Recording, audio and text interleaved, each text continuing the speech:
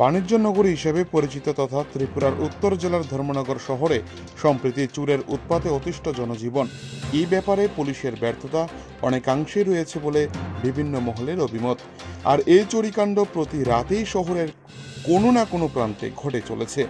এদিকে বুধবার সকালে শহরের প্রাণকেন্দ্রে থাকা অফিস টিলা এলাকার সুনীতি সাইকেল স্টোর্স ও জলি স্টিল ইন্ডাস্ট্রিজে চুরির ঘটনার খবর পেয়ে ঘটনাস্থলে ছুটে যায় ধর্মনগর থানার পুলিশ ঘটনাস্থলে গিয়ে চুরি যাওয়া দুইটি দোকানে সরজমিনে তদন্ত করে এবং জানতে পারে পাশের অপর একটি পূজা সাইকেলের দোকানে প্রবেশের চেষ্টা চালিয়েও ব্যর্থ হয় চোরের দল।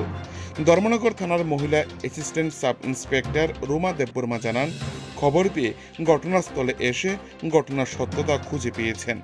সুনীতি সাইকেল স্টোর্স ও জলি স্টিল ইন্ডাস্ট্রিজ থেকে নগদ অর্থসহ মূল্যবান সামগ্রী নিয়ে গিয়েছে চোরের দল। গোটা ঘটনায় ব্যাপক চাঞ্চল্য সৃষ্টি হয়েছে ব্যবসায়ী মহলে। ধর্মনগর থেকে নিজস্ব প্রতিনিধির রিপোর্ট, টিভি 100 বাংলা। একটা খবর পাইয়া আমার কাছে তারা গেছে থানাতে দোকানে নাকি 3টা দোকানে অফিস ছিল 3টা দোকানে চুরি হয়েছে।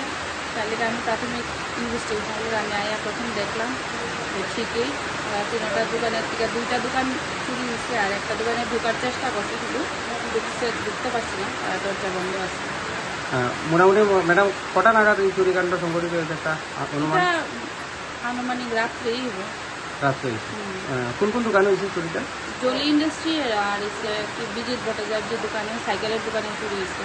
Suniti cycle store? হয়, সাইকেলের দোকানে চুরি হয়েছে, কিছু অর্থ কাগজ নিয়ে গেছে।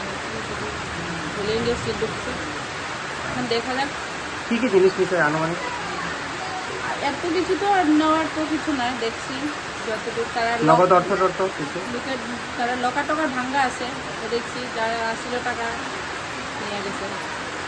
এমন বেশি কিছু চুরি মোটামুটি যা আসছিল টাকা পেয়ে গেছে, রাত্রে যা আসছিল নিয়ে গেছে।